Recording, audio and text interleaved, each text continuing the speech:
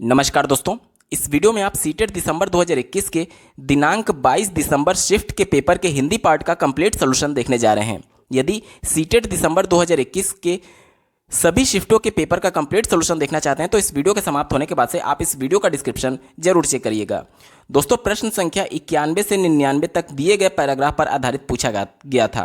Paragraph के प्रश्नों को सॉल्व करने की सबसे अच्छी टेक्निक ये है कि सबसे पहले आप इसके प्रश्नों को एक बार देख लीजिए, ताकि जब आप पैराग्राफ पढ़ेंगे तो जल्दी से उसका उत्तर आपको क्लिक करेगा। यहाँ पर पहला प्रश्न पूछा गया था, डैश जीवन है और डैश मृत्यु है। अगला प्रश्न पूछा गया था, दूसरों पर उपकार करना क्या है। बात करेंगे तीसरे प्रश्न की, आप स्क्रीन पर देख पा रहे होंगे। तीसरा प्रश्न दिया गया है, कौन से व्यक्ति मृत समान है। अगला प्रश्न पूछा गया था, लेखक ने युवकों को क्या संदेश दिया है। बात करेंगे अगले प्रश्न की। अगला प्रश्न दिया गया था, अनुच्छेद में अंधकार का क्या तात्पर्य, मतलब अंधकार किसका प्रतीक है, ये आपसे पूछा जा रहा है। अगला प्रश्न पूछा गया था, लेखक के अनुसार जीवन में सफलता प्राप्त करने के लिए क्या जरूरी है। और अगला प्रश्न पूछा गया था, अनुच्छेद में उजाला का क्या तात्पर्य, यानी उजाले का प्रतीक क्या है, ये आपसे पूछा जा रहा है। और इस पर आधारित अगला प्रश्न पूछा गया था, यश का विलोम शब्द पूछा गया है। और इस पैराग्राफ पर आधारित जो अंतिम प्रश्न है, आप अपने स्क्रीन पर देख पा रहे होंगे, कौन सा शब्द समूह से भिन्न है, ये आपसे पूछा जा रहा है। तो दो प्रश्न इसमें आपको ऐसे मिले जिनको सॉल्व करने के लिए आपको पैराग्राफ पढ़ने की आवश्यकता ही नहीं थी। तो इन प्रश्नों को सबसे पहले अटेम्प्ट कर लेते हैं। पहला देखिए, कौन से शब्द समूह से भिन्न है। तो यहाँ पर देखिए, संगीन, भयभीत और मृत, ये कहीं ना कहीं एक तरीके से निगेटिव सेंस दे रहे हैं। ठीक है, जैसे हम लोग बोलते हैं संगीन अपराध किया है, भयभीत मतलब डरने से संबंधित है, और मृत ये भी निगेटिव सेंस में है। लेकिन अगर बात करें प्रयत्न की तो ये पॉजिटिव सेंस में है, प्रयास करना। तो ये आपका बिल्कुल सही उत्तर हो जाएगा। ऑप्शन नंबर 3 इसका सही जवाब है। दोस्तों, बात करेंगे अगले प्रश्न की। अगला प्रश्न आप अपने स्क्रीन पर देख पा रहे होंगे। इस प्रश्न को भी हल करने के लिए आपको पैराग्राफ पढ़ने की आवश्यकता नहीं है। दिया गया है, यश का विलोम शब्द क्या होगा। तो यश का विलोम शब्द अपयश होता है। ऑप्शन नंबर 2 इसका बिल्कुल सही उत्तर है। अब बाकी के प्रश्नों को सॉल्व करने के लिए आपको पैराग्राफ पढ़ने की आवश्यकता पड़ेगी। तो चलिए जल्दी से पैराग्राफ को हम लोग देख लेते हैं।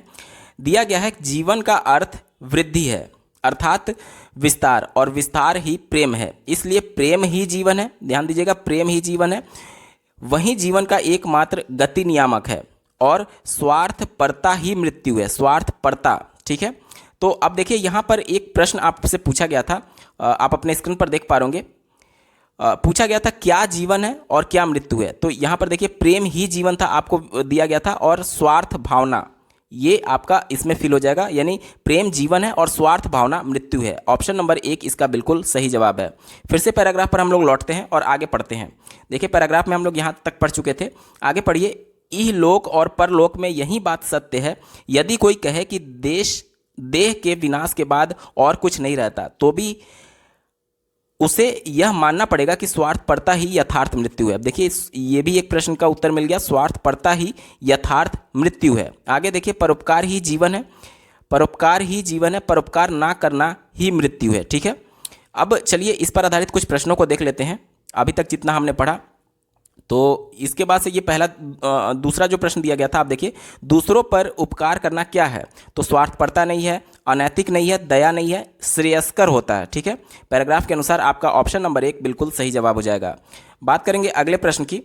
अगला प्रश्न आप अपने स्क्रीन पर देख पा रहे होंगे। अगला प्रश्न पूछा गया था, देखिए, कौन से व्यक्ति मृत समान है। तो पैराग्राफ के अनुसार जिसमें प्रेम भाव का अभाव होता है, जिसमें प्रेम भावना नहीं होती है, वो मृत के समान है। ऑप्शन नंबर 3 इसका बिल्कुल सही जवाब हो जाएगा। बात करेंगे अगले प्रश्न की। लेखक ने युवकों को क्या संदेश दिया है, ये अभी पैराग्राफ में आपको आगे मिलेगा। तो चलिए फिर से पैराग्राफ पर लौटते हैं। पैराग्राफ में हमने यहाँ तक पढ़ लिया था। देखिए, ए युवकों, सबके लिए तुम्हारे हृदय में दर्द, गरीबी, मूर्ख और पद दलितों के दुख को हृदय से अनुभव करो। समवेदना से तुम्हारे हृदय की क्रिया रुक जाए, मस्तिष्क चकराने लगे, तुम्हें ऐसा प्रतीत हो कि हम पागल तो नहीं हो गए हैं। तब जाकर ईश्वर के चरणों में अपने हृदय की व्यथा प्रकट करो, तभी उनके पास शक्ति, सहायता और अदम्य उत्साह आएगा। गत 10 वर्षों में से मैं और मेरा मूल मंत्र घोषित करते आया हूं कि प्रयत्न करते रहो। ध्यान दीजिएगा, यहाँ पर एक लाइन ये बहुत महत्वपूर्ण है। और अब भी मैं कहता हूं कि अविराम प्रयत्न करते चलो। जब चारों ओर अंधकार ही अंधकार दिखता है, जब चारों ओर अंधकार ही अंधकार दिखता है, तब भी मैं कहा करता था कि प्रयत्न करते रहो, और आज जब थोड़ा सा उजाला दिख रहा है तब भी मैं कहता हूं कि प्रयत्न करते चलो। अब चलिए बाकी के प्रश्नों को हम लोग देख लेते हैं। यहाँ पर आप अपने स्क्रीन पर प्रश्न देख पा रहे होंगे। अगला प्रश्न पूछा गया था, लेखक ने युवकों को क्या संदेश दिया है? तो लेखक ने युवकों को दयालु बनने के लिए भी बोला था और गरीबों का मदद करने के लिए भी बोला था। तो अब देखिए दो विकल्प तो लगाएंगे नहीं, इससे अच्छा विकल्प आपका बनेगा ऑप्शन नंबर 1, संवेदनशील बनना, यानी किसी की संवेदना के प्रति एक तरीके से एक्टिव होना संवेदनशील कहलाता है। तो ऑप्शन नंबर 1 इसका बिल्कुल अप्रोप्रिएट आंसर हो जाएगा पैराग्राफ के अनुसार। ठीक है, बात करेंगे अगले प्रश्न की। अगला प्रश्न पूछा गया था, अंधकार अनुच्छेद में अंधकार किसका प्रतीक है? तो कठिनाइयों का प्रतीक है, क्योंकि बार बार कहा जा रहा था कि कठिनाई कितनी भी आए आपको प्रयत्न करते रहना है। तो अंधकार किसका प्रतीक हो जाएगा? कठिनाई का। ऑप्शन नंबर 2 बिल्कुल सही जवाब हो जाएगा। अगला प्रश्न पूछा गया था, लेखक के अनुसार जीवन में सफलता प्राप्त करने के लिए क्या जरूरी है? तो निरंतर प्रयास करना जरूरी है। ऑप्शन नंबर 1 बिल्कुल सही जवाब हो जाएगा। लगातार पैराग्राफ में प्रयत्न करने की बात की गई थी, प्रयास करने की बात की गई थी। बात करेंगे इस पैराग्राफ पर आधारित अगले प्रश्न की। अगला प्रश्न स्क्रीन पर देख पा रहे होंगे, अनुच्छेद में उजाला का प्रतीक क्या है? तो आशा की किरण, जो आशा है वही उजाले की प्रतीक है। ऑप्शन नंबर 3 इसका बिल्कुल सही जवाब हो जाएगा। प्रश्न संख्या 100 से 105 तक दिए गए कविता यानी कि काव्यांश पर आधारित पूछा गया था। इसको भी हल करने के लिए सबसे पहले हम लोग प्रश्नों पर एक बार नजर डाल लेते हैं। पहला प्रश्न दिया गया है, कविता में चौराहा किसकी ओर संकेत करता है? आगे देखिए, दूसरा प्रश्न दिया गया है, कवि ईश्वर से क्या प्रार्थना करता है? अगला प्रश्न दिया गया है, निराश व्यक्ति की कौन सी क्षमताएं बाधित होती हैं? और इस पर आधारित जो अगला प्रश्न है आप अपने स्क्रीन पर देख पा रहे होंगे, कविता का मुख्य स्तर क्या है? और अगला प्रश्न है, मन मस्तिष्क में इसमें क्या कौन सा समास है? और इस पर आधारित जो अंतिम प्रश्न पूछा गया है वो पूछा गया था, जीवन पथ पर चलते हुए का भाव क्या है? तो यहाँ पर देखिए इन प्रश्नों में एक प्रश्न आपको ऐसा मिला जिसको सॉल्व करने के लिए यहाँ पर पैराग्राफ पढ़ने की आवश्यकता नहीं थी। तो सबसे पहले इसी को हम लोग सॉल्व करते हैं। पूछा गया है, मन मस्तिष्क में कौन सा समास है? देखिए यहाँ पर प्रथम पद मन है और दूसरा पद मस्तिष्क है, दोनों पद प्रधान हैं और दोनों पद प्रधान है और बीच में डैश का चिन्ह है। तो जब दोनों पद प्रधान होते हैं और बीच में डैश का चिन्ह होता है तो वहां पर हमेशा द्वंद्व समास होता है। जैसे कि आपने देखा होगा, रात डैश दिन लिखा होता है, यहाँ पर देखिए दोनों पद प्रधान होता है, रात भी प्रधान है दिन भी प्रधान है और बीच में डैश लगा होता है। इसी प्रकार से देखिए माता पिता, तो यहाँ पर देखिए माता और पिता दोनों पद प्रधान है और बीच में डैश है। तो जिसमें दोनों पद प्रधान हो और बीच में डैश हो वहां पर द्वंद्व समास होता है। ऑप्शन नंबर 2 इसका बिल्कुल सही जवाब हो जाएगा। ये तो हो गई उन प्रश्नों की बात जो कि पैराग्राफ पर बेस्ड नहीं थे, मतलब कि बिना पैराग्राफ पढ़े भी आप दे सकते थे। अब हम लोग उन प्रश्नों को सॉल्व करने जा रहे हैं जो कि पैराग्राफ पर बेस पूछे गए थे। तो सबसे पहले पैराग्राफ को हम लोग पढ़ लेते हैं। जीवन पथ पर चलते हुए जब मैं किसी चौराहे पर पहुंच जाऊं और अंतर मन में चल रहा हो द्वंद्व, तब हे सर्वशक्तिमान ईश मुझे तुम अपना अनुग्रह पात्र समझकर सही राह चुन सकने की मनीषा देना। निराशा का कुहासा जब मन मस्तिष्क की शक्तियों को रोकने लगे, जब मानवता पर आस्था मेरी डगमगाने लगे, तब हे कृपाल प्रभु मुझे थोड़ी दूर ही सही देख सकने योग्य दृष्टि देना। तो ये पूरा हो गया कविता। अब चलिए प्रश्नों को देखते हैं। पहला प्रश्न इस पर आधारित पूछा गया था, कविता में चौराहा किसकी ओर संकेत करता है? तो देखिए सड़क का चौराहा की कोई बात नहीं की गई थी और कठिनाइयों भरी स्थिति की बात नहीं की गई थी और निर्णय का परिणाम, यहाँ पर परिणाम की बात नहीं की गई थी बल्कि उसकी स्थिति की बात की गई थी। ये भी गलत हो गया। और निर्णय यानी कि जब जो लेखक है, जो काव्य लिखने वाले हैं, जब वो निर्णय लेने की स्थिति में ना हो, यानी और निर्णय की स्थिति, ये इसका बिल्कुल सही जवाब हो जाएगा ऑप्शन नंबर 2 काव्य के अनुसार। ठीक है, तो बात करेंगे अगले प्रश्न की। इस पर आधारित जो अगला प्रश्न पूछा गया था आप अपने स्क्रीन पर देख पा रहे होंगे, कवि ईश्वर से क्या प्रार्थना करता है?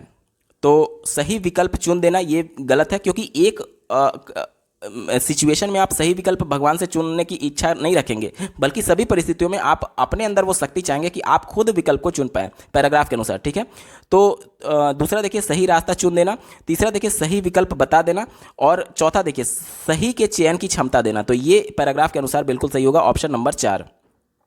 बात करेंगे अगले प्रश्न की। दिया गया है, निराश व्यक्ति की कौन सी क्षमताएं बाधित होने लगती हैं?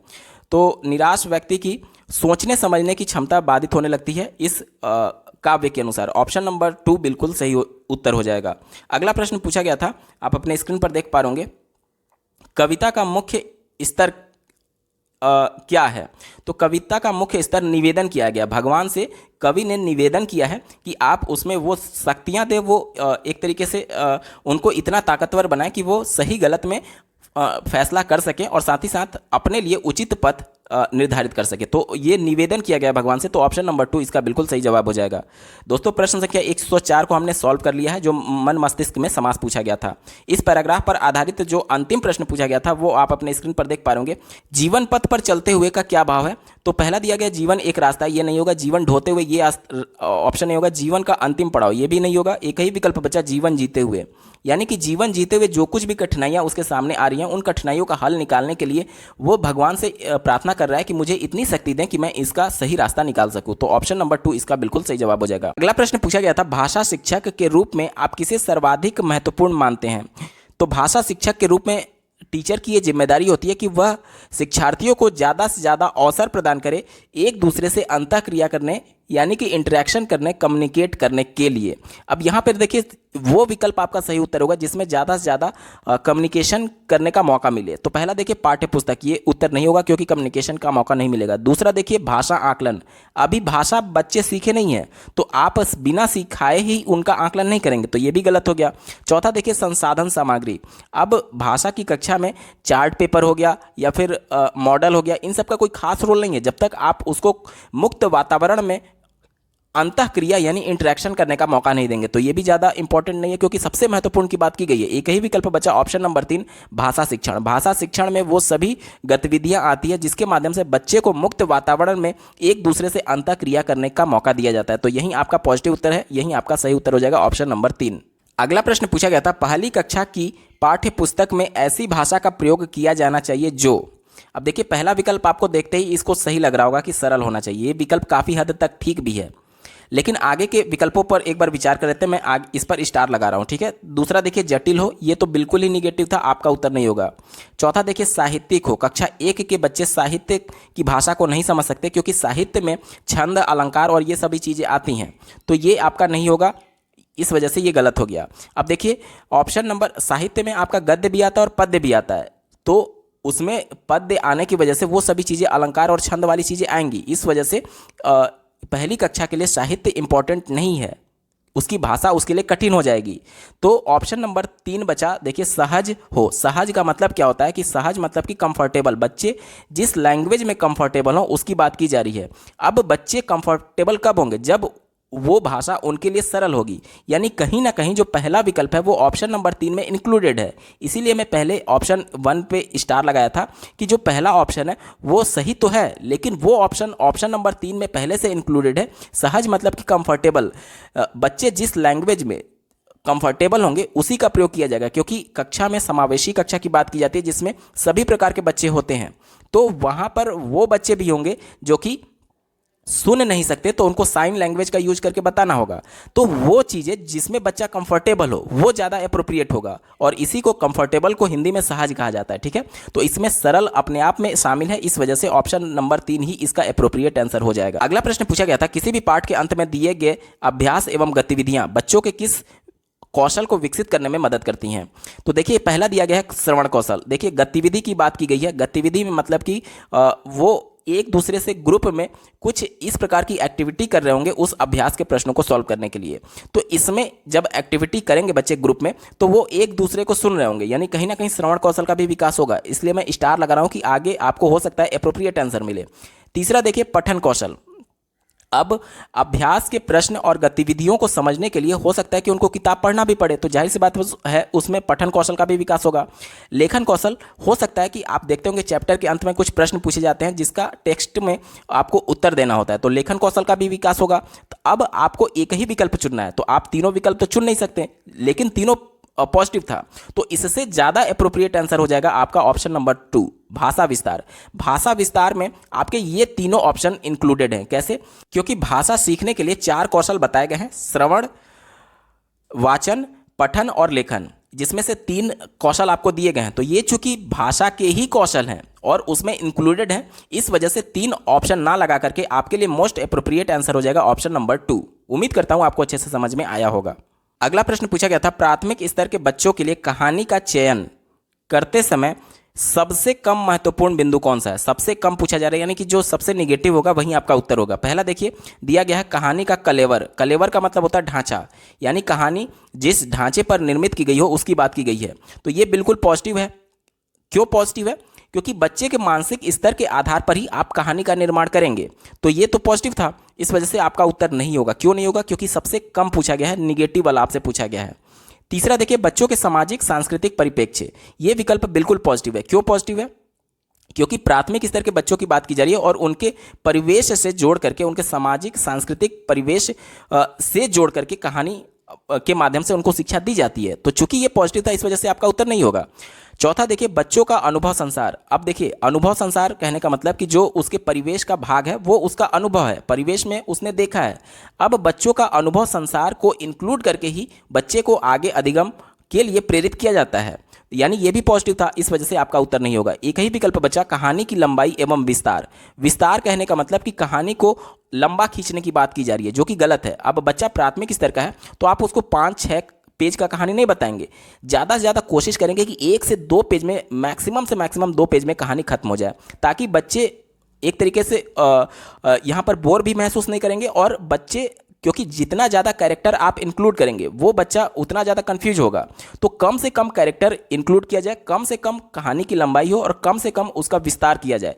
ये सबसे ज़्यादा एक तरीके से निगेटिव सेंस दे रहा था कि कहानी को आपको लंबा नहीं खींचना है, जबकि यहाँ पर विस्तार की बात की गई है, लंबा खींचने की बात की गई है। इस वजह से ये विकल्प सबसे निगेटिव था, और निगेटिव था इस वजह से यही आपका उत्तर होगा, क्योंकि प्रश्न में आपसे निगेटिव सेंस में ही पूछा गया है। अगला प्रश्न पूछा गया था पढ़ने की कुशलता में सर्वाधिक महत्वपूर्ण है। यहाँ पर जो सबसे ज़्यादा पॉजिटिव होगा वहीं आपका उत्तर होगा। पढ़ने की कुशलता का मतलब कि जो लेख दिया गया है उसको पढ़ करके उसका अर्थ ग्रहण करना, उसको समझना ही पढ़ने की कुशलता कहलाएगी। ठीक है, पहला देखिए लिपि ज्ञान, ये बिल्कुल पॉजिटिव था, क्योंकि बच्चे को जब लिपि का ज्ञान होगा, जब अक्षर का ज्ञान होगा, तभी वह उस लेख को पढ़ सकता है और पढ़ करके अर्थ ग्रहण कर सकता है। तो लिपि ज्ञान तो पॉजिटिव था, आपका उत्तर होगा। दूसरा देखिए तेज गति, ये विकल्प निगेटिव है। क्यों? क्योंकि अगर आप तेज गति से पढ़ रहे हैं और धीरे गति से पढ़ रहे हैं तो उससे कोई फर्क नहीं पड़ता है। हो सकता है कि धीमे पढ़कर भी आप अर्थ ग्रहण कर रहे हो, तो पढ़ने की कुशलता इसी में है कि आप पढ़ करके अर्थ ग्रहण करें। अब तेज पढ़ रहे हैं या फिर धीरे पढ़ रहे हैं, इससे कोई मतलब नहीं होना चाहिए। ठीक है, तो दूसरा निगेटिव था, आपका उत्तर नहीं होगा। चौथा देखिए शब्द ज्ञान। लिपि मतलब कि अक्षर, जैसे हिंदी भाषा की अगर बात करें देवनागरी लिपि, तो जो अक्षर होते हैं क, ख, ग, इन सब को मिला करके जो अक्षर होते हैं वो सब मिल करके शब्द बनाते हैं। तो जब आपको अक्षर का ज्ञान होगा और शब्द का ज्ञान होगा तभी आप पढ़ने की कुशलता में निपुण हो सकते हैं, यानी ये भी आपका पॉजिटिव था। लेकिन अगर बात करें ऑप्शन नंबर 3 की, अर्थ, तो देखिए ये पहले और तीसरे दोनों विकल्पों को अपने अंदर समाहित किया हुआ है। इस वजह से सबसे ज़्यादा एप्रोप्रिएट आंसर हो जाएगा ऑप्शन नंबर 3, क्योंकि आप अर्थ तभी समझ पाएंगे जब आपको लिपि का ज्ञान होगा, जब शब्द का ज्ञान होगा। तो ऑप्शन नंबर 3, ऑप्शन 1 और ऑप्शन 4 को अपने अंदर समाहित किया हुआ है। ऑप्शन 3 ही सबसे ज़्यादा एप्रोप्रिएट आंसर है, विकल्प 3 सही उत्तर होगा। अगला प्रश्न पूछा गया था विद्यालय आने से पूर्व बच्चों के पास अपनी भाषा संपदा तो होती है, लेकिन किसकी सचेत जानकारी नहीं होती, आपसे पूछा जा रहा है। तो इसका उत्तर हो जाएगा ऑप्शन नंबर 2 व्याकरण। क्यों नहीं होती इसके बारे में समझिए। जैसे बच्चे अपने वातावरण से भाषा को अर्जित तो कर लेते हैं, जैसे कि अगर वो हिंदी भाषा उसके घर परिवार में आस पड़ोस में बोली जा रही है तो वो हिंदी भाषा को सीख तो लेगा, लेकिन जिस प्रकार से उसके वातावरण में बोला जा रहा था, जिस प्रकार से उसके माता पिता बोल रहे थे उस हिंदी लैंग्वेज को, उसी प्रकार से वो अडॉप्ट करता है, उसी प्रकार से उसको एक्वायर करता है। जैसे कि आप लोग अगर उत्तर प्रदेश और बिहार में देखेंगे तो यहाँ पर अगर बोलना रहे कि हम खाना खाएंगे, ये एक ही व्यक्ति बोल रहा है कि हम खाना खाएंगे, लेकिन यहाँ पर अज्ञानतावश ये हम ना यूज करके मैं यूज करना चाहिए, क्योंकि हम तो यहाँ पर प्लूरल हो गया, बहुवचन हो गया, जिसमें 2 या फिर 2 से ज़्यादा व्यक्तियों की बात होती है। लेकिन अगर एक सिंगुलर व्यक्ति की बात करना होगा तो होगा कि मैं खाना खाऊंगा। ठीक है, तो यहाँ पर देखिए उसको ये तो ज्ञान था कि भाषा का उसने अर्जन तो कर लिया था, ज्ञान तो था, लेकिन उसने व्याकरण के नियमों के बारे में नहीं पढ़ा था। व्याकरण का नियम ये कहता है कि आपको सिंगुलर के हिसाब से सब्जेक्ट को रखना है। अब हम आप यूज नहीं कर सकते अगर आप केवल अपने लिए यूज कर रहे हैं, अपने लिए आपको सिर्फ मैं यूज करना होगा। तो यहाँ पर देख लीजिए बच्चे के पास भाषा तो है लेकिन उसे व्याकरण की सचेत जानकारी नहीं होती है। ऑप्शन 2 इसका बिल्कुल सही जवाब हो जाएगा। अगला प्रश्न पूछा गया था जिन बच्चों को पढ़ने में कठिनाई होती है वे डिस्लेक्सिया से प्रभावित हो सकते हैं, क्योंकि पढ़ने में अक्षमता डिस्लेक्सिया कहा जाता है। ऑप्शन 3 सही जवाब होगा। अगला प्रश्न पूछा गया था भाषा आकलन का उद्देश्य नहीं है, जो नेगेटिव ऑप्शन होगा वहीं आपका उत्तर होगा। पहला देखिए बच्चों के सीखने में मदद करना, ये बिल्कुल पॉजिटिव है, क्योंकि जब आप बच्चे का आकलन करेंगे कि बच्चा सीख रहा है या नहीं, तभी तो आप उसकी मदद कर पाएंगे क्या उसको दिक्कत आ रही है। तो ये पॉजिटिव था, इस वजह से आपका उत्तर नहीं होगा, क्योंकि निगेटिव सेंस में उत्तर देना है। दूसरा देखिए बच्चों के सीखने के तरीके के बारे में जानना, ये भी बिल्कुल सही है, क्योंकि आप उसका आकलन करके जान सकते हैं कि बच्चा जिस तरीके से सीख रहा है वो तरीका सही है अथवा नहीं। तो ये भी पॉजिटिव था, इस वजह से आपका उत्तर नहीं होगा। चौथा देखिए बच्चों को अपनी गति से सीखने के अवसर देना, ये भी पॉजिटिव था, आपका उत्तर नहीं होगा। लेकिन ऑप्शन 3 की बात करें, बच्चों को उत्तीर्ण अनुत्तीर्ण करना, देखिए कभी भी भाषा आकलन का उद्देश्य बच्चे को पास या फिर फेल करना नहीं होता, यही निगेटिव ऑप्शन था, इसलिए यही आपका उत्तर हो जाएगा। ठीक है, चूंकि निगेटिव सेंस में पूछा गया था, इस वजह से देखिए यहाँ पर निगेटिव सेंस में पूछे जाने की वजह से यही आपका उत्तर हो जाएगा ऑप्शन नंबर 3। अगला प्रश्न पूछा गया था भाषाई क्षमता के आकलन की दृष्टि से निम्न में से कौन सा प्रश्न सर्वाधिक उचित है। भाषाई क्षमता का आकलन करना है, और भाषाई क्षमता के आकलन करने के लिए जितना ज़्यादा आप अवसर देंगे उसको अपने भाषा में किसी चीज़ को व्यक्त करने के लिए, उतना ही उसका आकलन अच्छे तरीके से किया जा सकता है। दूसरा विकल्प देखिए दर्जी चूहे की किस बात से डर गया। अब यहाँ पर देखिए ये किसी पाठ के आधार पर प्रश्न पूछे गए हैं। ठीक है, तो यहाँ पर जब बच्चा पाठ पढ़ लेगा तो उसको ज्ञात होगा कि किस बात से चूहा डरा था, तो इसका उत्तर वो 1 से 2 लाइन में दे देगा। और चूंकि ये पढ़ा हुआ है उसने उस पाठ में, इस वजह से अपना कुछ भी मौलिक विचार नहीं लगाएगा, अपना कुछ भी थिंकिंग नहीं लगाएगा, क्रिटिकल थिंकिंग नहीं करेगा, इस वजह से ये निगेटिव है। तीसरा देखिए चूहा टोपी क्यों पहनना चाहता था।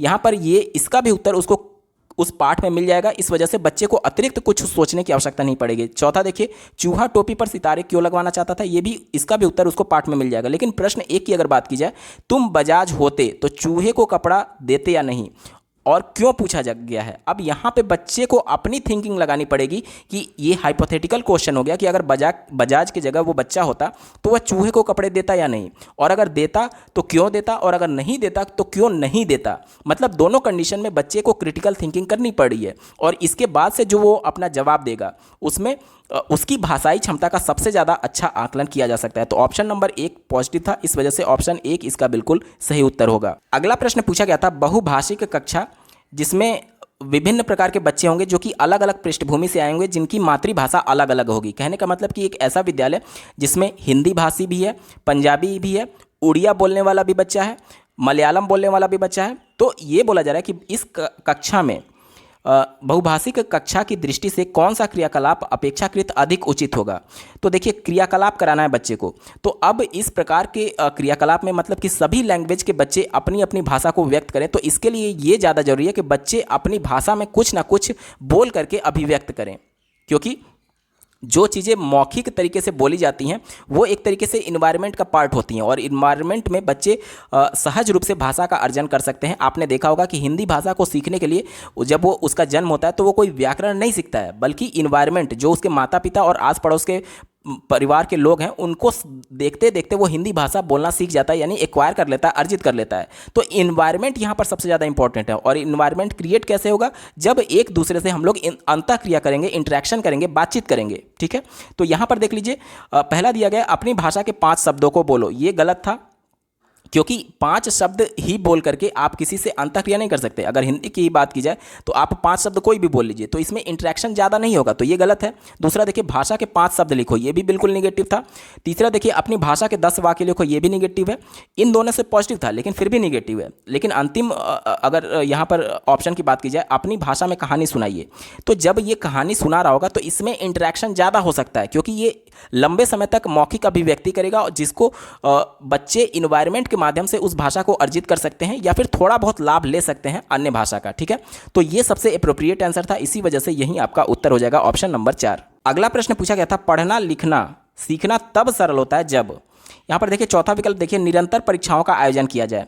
लगातार आप परीक्षा लेकर के, अगर ऐसा ही रहता तो प्राइमरी में जब बच्चा जाता है कक्षा 1 में तो उसकी केवल परीक्षाएं ली जाती, तो क्या वो लिखना पढ़ना सीख जाता? नहीं सीखता, ये निगेटिव था, आपका उत्तर नहीं होगा। तीसरा देखिए निरंतर अभ्यास किया जाए। अब कक्षा 1 में बालक गया, आप उसको पहले दिन से ABCD लिखना शुरू कर दिए, तो वो निरंतर अभ्यास हो गया, तो इससे वो पढ़ना और लिखना नहीं सीख पाएगा। क्यों नहीं सीख पाएगा?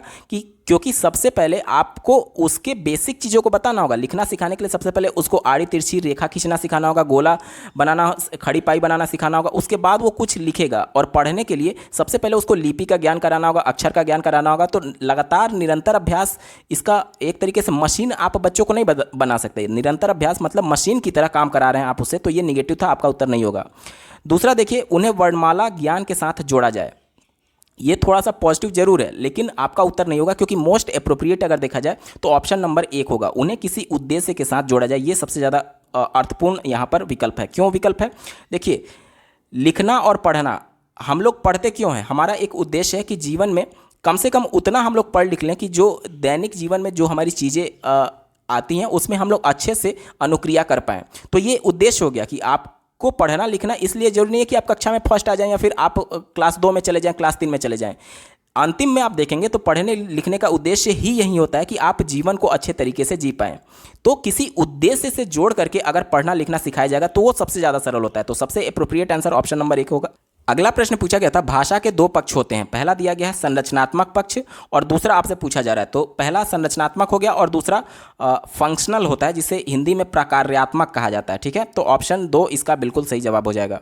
अगला प्रश्न पूछा गया था, भाषाई क्षमताओं के बारे में कौन सा कथन उचित नहीं है? जो निगेटिव होगा वहीं आपका उत्तर होगा। पहला देखिए, पहला विकल्प दिया गया, भाषाई क्षमताएं एक दूसरे को प्रभावित करती हैं। जैसा कि आपको ज्ञात होगा कि भाषाई क्षमता 4 प्रकार की होती हैं। पहला श्रवण यानी कि सुनना, दूसरा वाचन यानी कि बोलना, तीसरा पठन यानी कि पढ़ना और चौथा लेखन यानी कि लिखना। तो ये पहला विकल्प ये बोला जा रहा है कि ये चारों जो क्षमताएं हैं वो एक दूसरे को प्रभावित करती हैं, बिल्कुल प्रभावित करती हैं। क्योंकि अगर आप सुनेंगे, श्रवण मतलब कि सुनना, अगर आप सुनेंगे और किसी से इंटरेक्शन कर रहे हैं, वार्तालाप कर रहे हैं, तो उसके प्रश्न को सुनकर ही आप वाचन कर पाएंगे, यानी कि बोल पाएंगे। तो कहीं ना कहीं ये एक दूसरे को प्रभावित कर रही हैं। आप पहले वाले के प्रश्न को सुने नहीं है तो उसका जवाब नहीं दे पाएंगे, तो प्रभावित तो करती हैं। चूंकि यहाँ पर निगेटिव वाला पूछा गया था, ये पॉजिटिव है, इस वजह से आपका उत्तर नहीं होगा।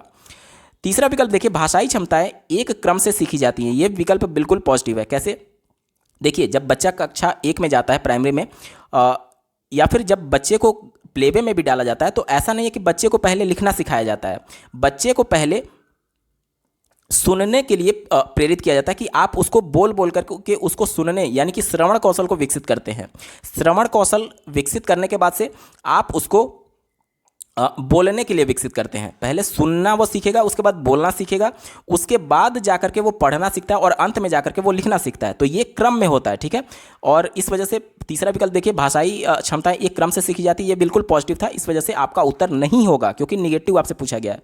चौथा देखिए, भाषाई क्षमताओं में समझ अंतर्निहित है। ये बिल्कुल पॉजिटिव है, यानी कि अंतर्निहित कहने का मतलब कि समझ, मतलब कि जब आप समझ रहे होंगे तभी तो, जैसे मान लीजिए कि कोई प्रश्न आपसे पूछा तो आप उस प्रश्न को समझ रहे हैं, तभी तो आप उस पर एक्शन ले रहे हैं, यानी कि उसका उत्तर दे पा रहे हैं। यानी कि कहीं ना कहीं सभी क्षमताओं में समझ विकसित है, चाहे आप लिखने की बात कर रहे हो, सुनने की बात कर रहे हो, बोलने की बात कर रहे हो या फिर पढ़ने की बात कर रहे हो। बिना समझे आप उस जो लेख है, बिना समझे आप उसको पढ़ भी नहीं पाएंगे। तो कहीं ना कहीं समझ चारों कौशल में एक तरीके से अंतर्निहित है, उसमें शामिल है। ठीक है, तो ये भी पॉजिटिव था, इस वजह से आपका उत्तर नहीं होगा। एक ही विकल्प बचा, ऑप्शन नंबर 2। देखिए, ऑप्शन नंबर 2 कह रहा है कि भाषाई क्षमताएं एक क्रम से नहीं सीखी जाती हैं। ये विकल्प निगेटिव है। क्यों निगेटिव है? क्योंकि प्राइमरी में या फिर प्लेवे में जब बच्चा जाता है तो आप उसको पहले लिखना नहीं सिखाते हैं, सबसे पहले उसको सुनना सिखाते हैं, फिर बोलना सिखाते हैं, उसके बाद से पढ़ना सिखाते हैं और अंत में जाकर के लिखना सिखाते हैं। यानी कि कहीं ना कहीं ये क्रम से ही होता है, और विकल्प में बोला जा रहा है कि क्रम से नहीं होता है। चूंकि आपसे निगेटिव पूछा गया था, इसलिए यही एकमात्र निगेटिव ऑप्शन है, यही आपका उत्तर भी